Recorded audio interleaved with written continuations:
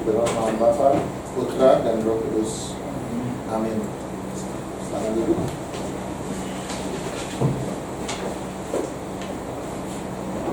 Pembacaan yang jadi perenungan untuk kita pada siang hari ini diambil dari Yohanes pasal yang ke-12 ayat yang 12 sampai yang ke-19-nya, merupakan bacaan hari Minggu ya, yang merupakan awal daripada Minggu Suci yang biasa dikenal dengan perayaan Minggu Palma ya, atau Palm Sunday. Kasih karunia dan damai sejahtera dari Tuhan kita Yesus Kristus menyertai kita sekalian. Mari coba kita membayangkan tentang apa yang terjadi pada saat itu setelah kita membaca pembacaan tadi ya dari Yohanes.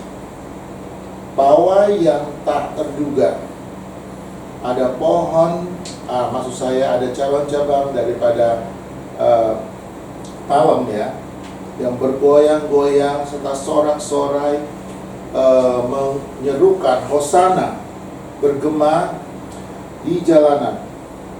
Seorang raja yang datang memasuki gerbang Yerusalem, tapi bukan seperti raja yang kita harapkan, atau setidaknya orang-orang pada saat itu mengharapkan.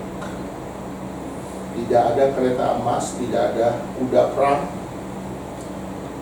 Yang ada hanyalah satu kesederhanaan, dan ini bukan seperti prosesi militer sama sekali.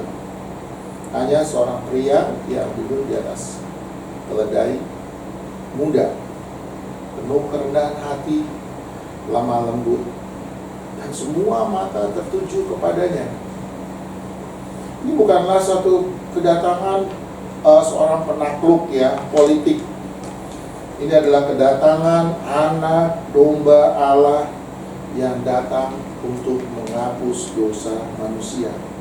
Inilah Minggu Palma yang kita akan rayakan ya di hari Minggu, awal dari pekan suci, dan hari ini menyaksikan suatu bentuk paradoks, yaitu kemuliaan yang melalui suatu yang namanya kerendahan hati.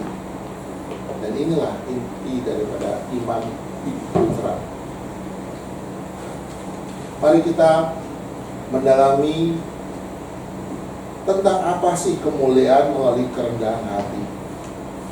Kalau di zaman dahulu kita mengetahui para raja itu pasti menaikin kuda perang ya, dan pada saat dia datang ya, atau jenderal itu datang kembali, itu benar-benar merupakan suatu gambaran yang berbeda dengan apa yang terjadi pada saat Yesus memasuki Yerusalem. Dan ini sebenarnya bukan satu hal yang baru ya, tapi karena ini adalah bagian daripada nubuat daripada Zakaria 9 ayat 9, di mana itu berbunyi, lihat rajamu datang kepadamu, adil dan membawa keselamatan, rendah hati dan menunggangi keledai. Yesus memang tidak pernah datang untuk menggulingkan atau menaklukkan Roma. Ia datang untuk menggulingkan dan menaklukkan dosa dan maut. Kuasanya bukanlah dalam kuasaan politik, tetapi dalam ketaatan yang penuh dengan pengorbanan. Mahkotanya bukan emas, melainkan duri. Tempatnya bukanlah suatu hal yang tinggi, tetapi kayu salib. Disinilah kita bisa melihat apa yang disebut Luther ya, bapak gereja kita, Theologia Crucis atau teologi salib, di mana kemuliaan Allah yang terbesar itu digambarkan atau dinyatakan dalam suatu penderitaan, pengorbanan, bukan dalam konteks kemenangan duniawi atau kemegahan duniawi. Poin yang kedua yang kita pelajari bahwasannya gambaran hosana dan penderitaan merupakan gaul daripada liturgis. Kita melakukan ibadah dengan satu liturgis ini bukan satu hal yang sifatnya kebetulan, tetapi seperti di gereja-gereja Lutheran pada umumnya, yang mana mereka pasti membawa minimal sehelai daun palem untuk menandakan satu yang spesial di hari tersebut, dan berseru hosana, yang sebenarnya secara simpel kita bisa artikan Tuhan selamatkanlah kami.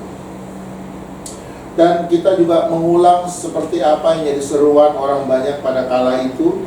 Namun kita tidak boleh melupakan orang yang sama yang berseru hosana, tapi juga orang-orang yang sama juga menyerukan salibkan dia. Hanya dalam waktu yang tidak begitu lama, beberapa hari. Jadi Minggu Palem bukan hanya suatu perayaan bagi kita Lutheran. Ini adalah undangan untuk berjalan bersama dengan Yesus. Prosesi berjalan bersama Yesus dalam penderitaannya. Liturgi ini sebenarnya membawa kita langkah demi langkah dari gerbang Yerusalem menuju Golgota, dan cabang Palem menuju salib, dan akhirnya menuju kubur yang kosong.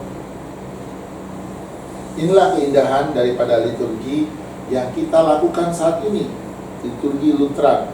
Bukan suatu kebanggaan, tetapi suatu bentuk kesetiaan, di mana hal tersebut mengundang kita untuk masuk dalam cerita keselamatan, bukan hanya mengenangnya. Dan poin yang ketiga, yaitu poin yang terakhir, gambaran daripada kasih karunia sakramental, Raja yang masih datang dalam kerendahan hati. Dan disinilah misterinya, Yesus yang sama memasuki Yerusalem dengan kerendahan hati itu masih datang juga pada saat ini melalui firman yang diberitakan dan juga sakramennya. Kita mengenal dua sakramen dalam denominasi Lutheran kita, yaitu perjamuan kudus dan baptisan kudus. Nah, dalam baptisan kudus kita disatukan melalui kematian dan kebangkitan Kristus. Dan dalam perjamuan kudus ia datang dalam kerendahan hati melalui roti dan anggur. Bukan kuasa yang terlihat, tetapi dengan kasih karunia yang mengampuni, menguatkan, dan juga menyelamatkan. Raja yang mengendarai keledai kini masuk ke dalam hati kita, hati umat, membawa damai bukan dengan kekuatan, tetapi dengan belas kasihan atau mercy. Inilah suatu kedatangan triumfal yang pernah saya jelaskan, suatu kejayaan yang terus berlanjut. Setiap kali kita menerima sakramen, setiap kali kita mendengar Injil dinyatakan seperti apa yang kalian dengar saat ini, Kristus datang dan berkata, damai sejahtera bagimu. Ikutlah Raja yang mengendarai keledai. Saudara-saudara yang dikasihi oleh Tuhan kita Yesus Kristus, Minggu Palem ini mengundang kita untuk mengikuti Raja yang mengendarai keledai, Sang Juru Selamat yang begitu rendah hati. Bukan menuju istana kekuasaan, tetapi menuju kaki salib.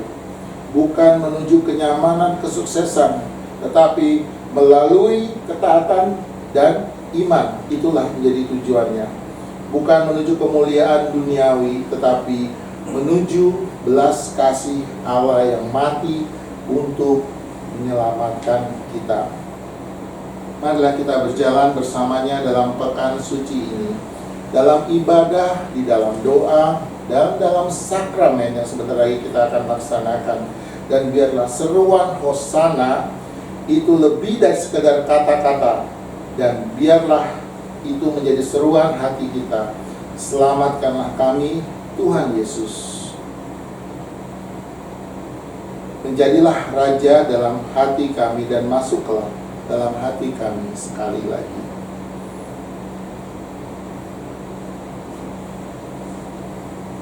Grace to you in the peace of God, the Father, and the Lord of Jesus Christ.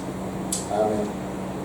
As the introduction, we try to imagine what happened in that day. The parade that we didn't expect. Palm branches waving, shout of Hosanna, and echoing through the streets. A king approaches the city, but not as anyone expected. No golden chariots, no armored horses, no military procession, but just a man on a donkey, humble, gentle, and yet all eyes turned over him. This is not an entrance of political conquer. It's the entrance of the Lamb of God who comes to take away the sin of the world. This is the Palm Sunday, the beginning of Holy Week. Today, we are witnessing the paradox of glory through humility. This is the core of Lutheran faith. Let's we go deeply from point 1, which is glory through humility. How we can imagine a king on a donkey. In ancient words, kings rode horses in a battle. Victorious general returned on chariots. But Jesus entered Jerusalem riding a donkey. This is actually fulfilling the prophecy of Zechariah 9, chapter 9, verse 9. See, your king is coming to you, righteous and having salvation is he, humble, mounted on a donkey. Jesus doesn't come overthrow Rome. He comes to overthrow sin and death. His power is not political might, but it's obedient surrender. His crown is not gold, but thorns. His thorn is not high and lifted up, but a cross. Here we see what Luther called the theology of the cross, that believe God's greatest glory revealed in suffering and sacrifice, not earthly triumph. The second point, how we say Hosanna, but also and the Passion combined in this liturgical echo. Nowadays, Lutheran churches around the world, they're going to have or to hold the palm branches in this coming Sunday and cry Hosanna, the word that means Lord save us. We echo the crowds, but we must not forget the same crowd that cried Hosanna would cry crucify him only days later. So Palm Sunday is not a celebration, it's a sobering invitation to walk with Jesus in his suffering. This liturgy leads us step by step from the gates of Jerusalem to Golgotha, from palm branches to the cross, and ultimately to the empty tomb. This is the beauty of Lutheran worship. It invites us to enter the story, not just to remember it. And the last point, sacramental grace. The King still comes humbly. Here is the mystery. The same Jesus who entered Jerusalem, his humility, still comes to us today in the Word, like what I say right now, the Word and sacraments. We do know two sacraments in the Lutheran, Holy Baptism and also Holy Communion. In baptism, we are united with his death and his resurrection. In Holy Communion, he comes humbly under bread and wine, not with visible power, but with the grace that forgives, strengthens, and saves. The King who rode the donkey now enters the heart of believers, bringing peace, not by force, but by mercy. This is ongoing triumphal entry. Every time we receive the sacrament, every time we hear the gospel like what you're hearing right now, Christ enters and say, peace be with you. So, the last but not the least, let us all follow the Donkey King. Not the game, just Donkey King. Means, in this coming Sunday, the Palm Sunday itself is inviting us to follow the Donkey King, the humble Savior. Not to the halls of power, but to the foot of the cross. Not to comforts of success, but obedience of faith. Not to human glory, but to the grace of God who dies to save us. So let us walk with Him in this Holy Week, in worship, in prayers, in the sacraments, and let us say, Hosanna. Be more than just words, and let it be our heart's cry. Save us, Lord Jesus. Reign in us, right into our heart again. In the name of the Father, and of the Son, and of the Holy Spirit.